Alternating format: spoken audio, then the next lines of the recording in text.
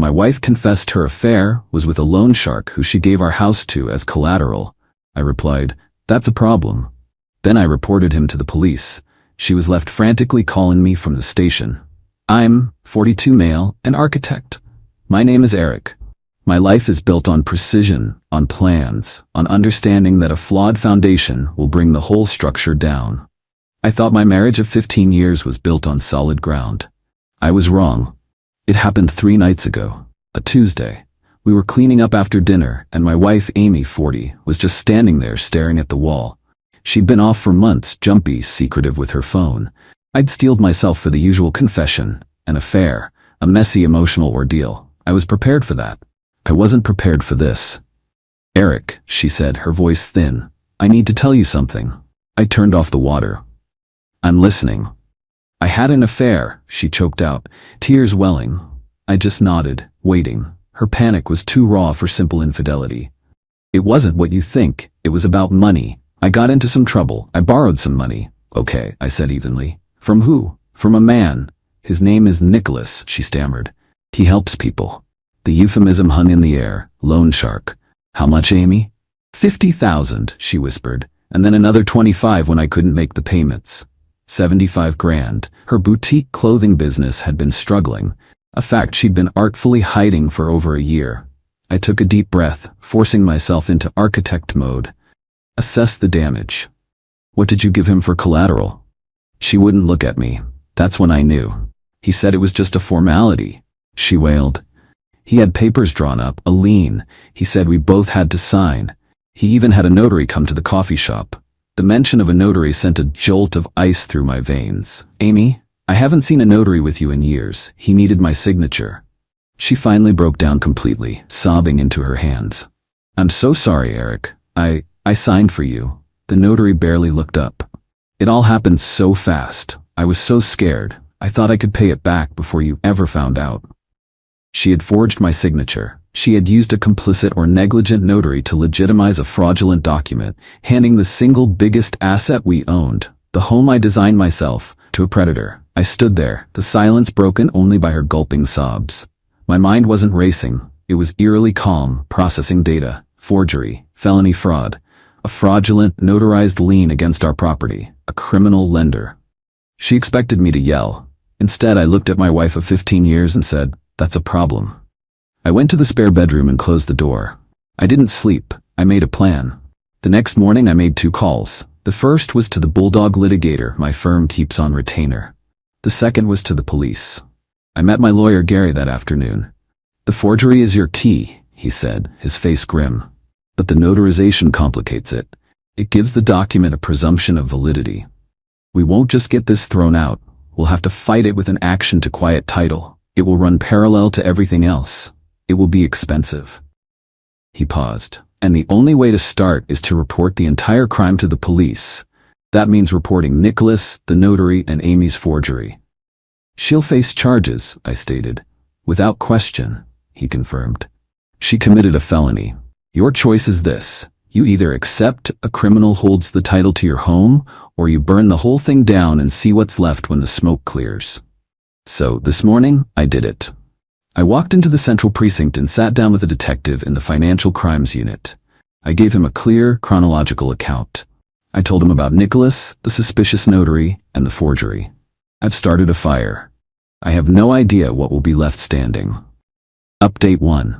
The initial explosion has given way to the grim reality of trench warfare. Amy was charged with felony fraud and released on bail. Her parents had to cash out a significant portion of their retirement fund to cover it and her legal retainer. The phone call from her father was laced with a venom I'd never heard. "We're risking our future because of what you did, Eric. You press a button and ruin everyone. A husband is supposed to fix things, not burn the house down." The concept that Amy lit the match was completely lost on them. In their narrative, I am the villain. I've barely spoken to Amy, except through the ice-cold medium of lawyers. My attorney Gary filed for divorce immediately. He also filed the quiet title action, the lawsuit to have a judge officially declare Nicholas's lien fraudulent and remove it from my deed. Nicholas, of course, has responded. His lawyer claims the lien is valid, that I was a willing silent participant, and that my police report is a case of borrower's remorse. It's bullshit, but it's legally required bullshit that will cost me tens of thousands to fight. That fraudulent lien is still legally attached to my home, a cancerous growth I can't yet remove. The police investigation is moving at a glacial pace. The detective is methodical but warns me that these cases are marathons. Nicholas is lawyered up and refusing to talk. The notary claims she doesn't remember the transaction, one of dozens she did that week. It's my word against a notarized document. The stress is immense. I'm not sleeping. Every creak of the floorboards sounds like an intruder. Last week, I made my first real mistake. During a preliminary phone conference with the lawyers, Amy's attorney was grilling me about our finances, implying I was a controlling husband who drove her to desperate measures. I snapped. I told him he was a parasite defending a criminal. Gary was furious with me afterward. You don't give them ammunition, Eric. You stay calm. You are the victim. Act like it. It was a stark reminder that my anger is a liability. Nicholas made his first move last night. It wasn't a crude threat. It was a single text message, precise and chilling. Unknown. I trust you're confident in your home's security system. Things can go wrong. Wires get frayed. It's always smart to have a professional check them. It was deniable, plausible. It was also a clear, unmistakable threat. I screenshotted it, sent it to Gary and the detective, and spent $3,000 the next day on a new, upgraded security system with more cameras. This is my life now. Her parents have started a quiet campaign, calling our mutual friends with a tearful, edited version of events. I'm the cold, cruel monster. She's the desperate wife who made a small mistake. I've already had 2 awkward calls from friends offering unsolicited advice to be the bigger man. 1 month in, and nothing is resolved. The house is still in jeopardy. The divorce is shaping up to be a war, and a criminal is texting me veiled threats. I haven't just cleared a condemned site. I've walked into the middle of its slow, grinding demolition, and I'm getting hit by the shrapnel. Update 2. The grind is wearing me down. If this were a building project, it would be the part where you're stuck in the mud, burning money on unforeseen soil issues with no visible progress. The depositions were hell. Amy's lawyer spent 6 hours trying to paint me as a financially abusive and emotionally distant husband. He brought up every argument we'd ever had about money, every time I'd questioned her business expenses. They are building a narrative that I left her with no choice but to seek outside help. It's infuriating, because it's a funhouse mirror version of the truth. I wasn't controlling, I was concerned. But in a deposition transcript, the nuance is gone. Amy sat across the table, looking pale and thin, refusing to make eye contact. She just repeated the lines her lawyer had fed her. It wasn't like watching a stranger, it was like watching an animatronic version of my wife. Nicholas's harassment escalated in sophistication. The anonymous email to my firm's partners happened, but it was more insidious than I first imagined. He didn't just hint at instability. He included a link to the public court docket showing the quiet title action, framing it as a lawsuit where I was being sued over a massive debt. It caused a genuine panic. My partners stood by me, but only after our firm's legal department had several long, expensive meetings to wall themselves off from my personal legal entanglements. I'm still employed, but I can feel a new distance from my colleagues. I'm the guy with the drama. The real blow came last month. Nicholas, through his lawyer, filed a motion to force the sale of the house to satisfy the debt, pending the outcome of the quiet title action. It's a legal long shot, but the motion itself is a weapon. It forces me to spend money to fight it, and it creates a cloud of uncertainty. The hearing is in 2 months, and Gary says while we'll likely win, there's always a chance a judge could make a strange ruling. The stress is a constant, low-grade fever. I feel utterly alone. Our mutual friends have mostly fallen away, not wanting to take sides. My own family is supportive, but lives hundreds of miles away. The house is a mausoleum filled with ghosts of dinner parties and shared laughter. Some nights, the weight of it all is crushing. I sat in my car in the driveway for an hour last week, unable to go inside. I just leaned my head on the steering wheel, completely and utterly exhausted. This isn't a clean, strategic campaign. It's a war of attrition, and it's taking its toll. The detective called with a sliver of hope. They found another potential victim of Nicholas's, a small business owner who lost his van. But the man is terrified and reluctant to talk. For now, it's a dead end. The marathon continues, and I'm starting to wonder if I have the endurance to finish. Update 3: a year. A full year of my life consumed by this. The turning point came, but not in the way I expected. It wasn't a brilliant move on my part, but a classic case of the villain's hubris. The police finally got their break. The other victim, the one who lost his van, was facing his own financial ruin, and out of pure desperation decided to cooperate. Crucially, he had kept every piece of paper, every threatening text, and even had a recording of Nicholas explaining how the collateral process was just a formality. His evidence, combined with mine, gave the DA enough to start taking the case against Nicholas seriously. Feeling the heat, Nicholas tried a calculated, vicious gambit. He didn't forge texts, he used the truth as a weapon. His lawyer subpoenaed my personal and business financial records for the last 5 years, arguing they needed to prove I didn't have the means to help Amy, thus justifying her seeking an outside loan. The real purpose was to harass me, bury me in paperwork, and find anything, a late tax payment, a questionable business expense, to discredit me. It was a massive, invasive, and expensive nightmare. We spent weeks gathering documents. It was a professional colonoscopy. But he overplayed his hand. In the mountain of data, my lawyer found the accounts for Amy's boutique. Her spending was far worse than I ever knew. She hadn't just been covering business losses, she'd been spending lavishly on suppliers, travel, and business lunches that I now realize were part of her facade. This evidence demolished her lawyer's narrative that she was a helpless victim of my financial control. In trying to expose me, Nicholas had inadvertently exposed the depth of her deception. That revelation seemed to break something in Amy. Her parents' money was gone. Her lawyer was demanding more. The reality that she was facing a felony conviction with no savior in sight finally crashed down on her. We had a court-mandated settlement conference for the divorce.